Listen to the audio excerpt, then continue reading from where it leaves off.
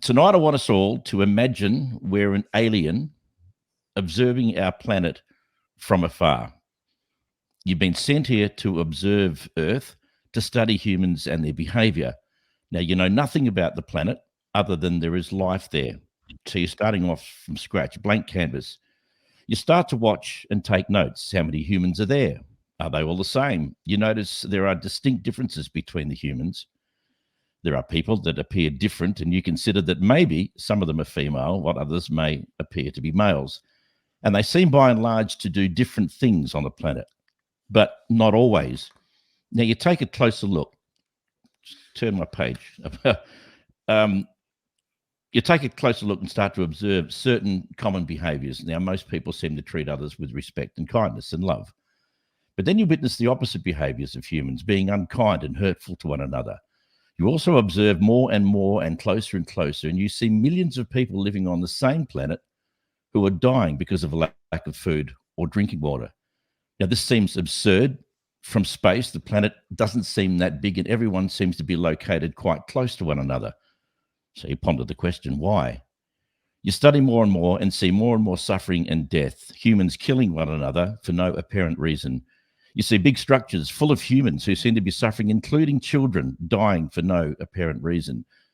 Then you witness huge fires and tsunamis killing millions of people, more floods and earthquakes, innocent people dying.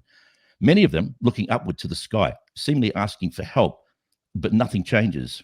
With the aid of advanced technology, you're able to wind back the clock and see the beginning of mankind. You might think what you can see now is just a moment of madness, but as time goes back, you observe the carnage, the fear, deaths, bewildered humans crying, and loss year after year after year, for thousands of years, in fact, since the life of humans began on this planet. And nothing has changed. You're confused. You continue to observe this planet with everything beautiful on it you could ever imagine. As you observe, you see more and more people who appear to be looking to the skies as if trying to contact something or someone, desperate and hoping for peace on this planet. You wonder why people are so unkind to one another, yet you also witness such incredible beauty and care for one another. As you get in closer, you can see what will become clear to you. Many millions of people all around the world subscribe to the belief that there is a power, a deity, more powerful and more loving than the people that occupy the planet. This power comes in many forms, and yet all of the believers around the world believe their being, their God they worship, is the only right one. The question for you at home, and Richard and Luke, is this. You return home with your report. How would you explain, as humans, what you have witnessed as aliens? Let's look for answers for an organic source. Try and avoid stereotypical answers and cliches if at all possible. And again, you at home, we would love to hear what you think. As one of those aliens, how do you explain what you have seen and the lack of action since humanity began? I'll leave it up to you guys. Who wants to kick it off? Ooh. Well, I'll start with something and quickly hand off to Luke. Thanks, mate. Because this one's an easy one, isn't it? We go for the real easy things on this show. Yeah. I'll try to make it hard. That's what, guys. So yeah, exactly. I know it's good. When I was thinking about this whole subject, you gave us a little bit of a heads up just to say, hey, it's coming. But I really like the way you put that sort of preface the situation, because often when we talk about this subject, it's a bunch of people lounging in comfort, relative, safety, lack of suffering, all that stuff. And this can become very much an academic argy-bargy about this person's view as opposed to this person's view. And what I really liked about it is that you brought the reality of suffering right to the front.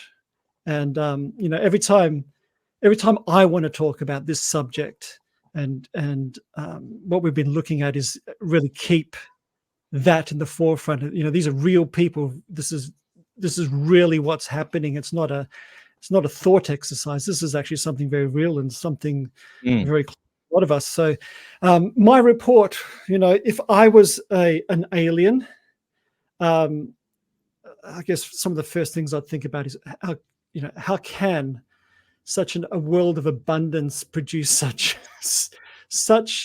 amidst all the goodness, how on earth are people fighting over things when they live in such an abundant world of possibilities? That would be perplexing to me. I'd have to really think I might need to have another trip to figure out what these humans are like to do this to each other.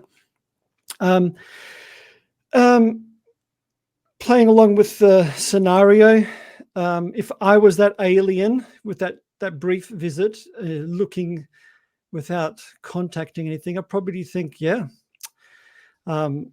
lot of what I'm seeing is very, very naturalistic.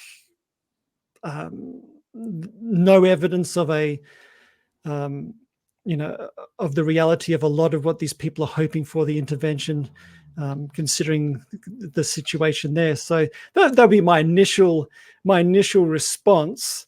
But I'll pause there because I'm interested to see what Luke's initial sort of reaction to it is. However, thinking more widely, more deeply, and now switching from alien to Richard on the Earth, I'd have some different conclusions from this point of view. But as an alien, you'd go, there's certain claims that the humans are making that don't seem to add up to me, especially around a sort of the argy-bargy of different deities and this person's idea and that person's idea not matching up.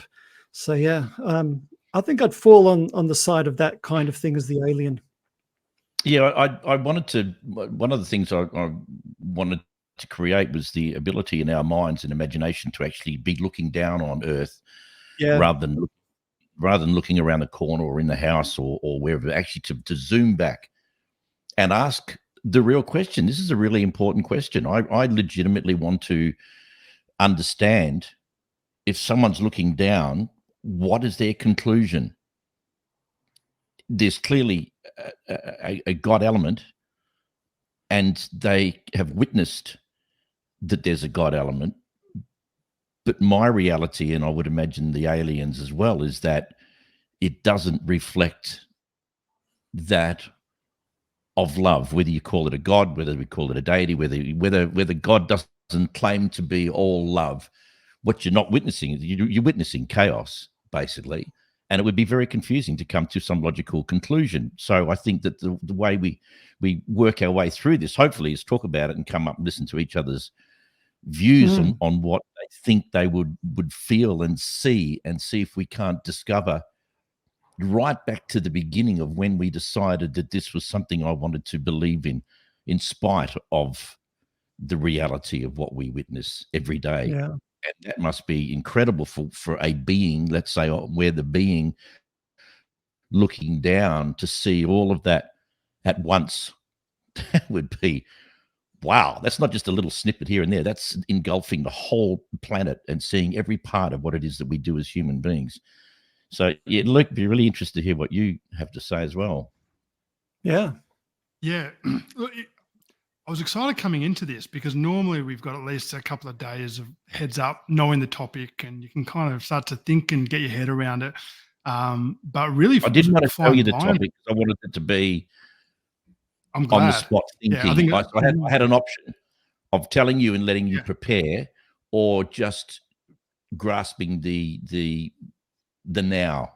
So I apologize for that. If it's okay. No, I was saying it. I think it's a good thing. I really, because this type of stuff, we're talking aliens, and it's like a hypothetical sort of situation, but it's actually a really important thought experiment. It's actually an important exercise because, and I think Rich sort of nailed it initially, saying that it's the perspective. This forces you to come out of your living room, to come out of your community, out of your church, out of your family, out of your country, and try to think about big picture stuff like faith, like God, or just like humanity, from a perspective that's not national but is global, is beyond global, it's external.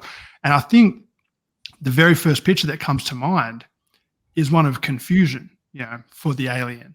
And so it should be, because from that perspective, you're looking at, as we said, a world of abundance like we've never seen. This rare jewel in the middle of the universe that has the right conditions for life and all this stuff. It's not 1,000,000 degrees on the surface and then minus 1,000,000 degrees at night, and it's like it's paradise. It's this beautiful place, and there is enough for all. And yet we have wars, we have suffering, we have an incredible proportion of the world that lives below the poverty line. And if the aliens use their alien technology to understand who's got wealth, who's got the money, so to say, and who doesn't, the disparity in income that they would see would just be mind blowing. You say, okay, so there's like this 95% is just gathered here in this small amount of individuals, and the rest is just. And the obvious question for an alien, and the obvious question for any of us, should be why. And living in our bubbles as we do, it's easy to rattle off a whole big list of whys. But I think for an alien coming in and just looking at it without any of that understanding, would just go, this doesn't make sense. You're all the same species. You are all one. Why are you so separated? It would not make sense, and so it shouldn't. So I think it's a great exercise for that reason. I think I guess when we're talking about from a God perspective, it's almost a loaded experiment in a way, because we're kind of assuming that the aliens are highly evolved or they're further advanced and there is no God. And so they're like, why would they be expecting that there is something beyond what they have, and particularly in the state that they're in? Because surely if there was a God, all of those people that are in these sufferings, that are crying out to someone in the sky, that doesn't seem right. But taking those assumptions away, I think the fact that there is such a huge amount of diverse people that are comfortable, but also people that are in serious dire straits, people that are suffering, people that are living below the poverty line, people that are day to day in terms of survival, are still reaching out to God and are holding on to God in some sort of capacity. And we're not talking tiny numbers, we're talking significant, not just one particular faith, but if you combine a lot of the larger faiths, this belief that there is something more to existence, that there is something that created these things, that there is a purpose to this life on this planet, transcends borders, race, religion. It seems to be so prevalent at huge numbers. So I think for an alien, that would be extremely confusing, is the why.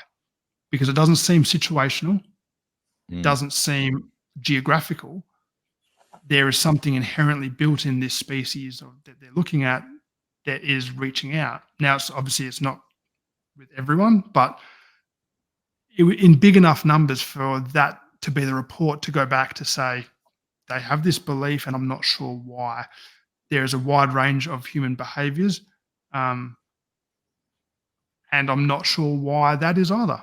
Why is there unbelievable goodness, selflessness, and kindness, and then also violence, selfishness, and power dynamics? It would be a very unusual thing. It wouldn't be a straightforward report to take back, let me tell you. So I think that alien would be coming back with questions. And if that alien was unlucky enough to come across an evangelist, they may come back with a whole bunch of Bibles. Some Bibles. That's evangelism to the next level. That's intergalactic evangelism. No, I'm joking, but that was perfect. You had to have that as the pastor response somehow. I'm very Correct. happy with I it. say the exact same Yeah. thing. Oh, Yeah. brilliant.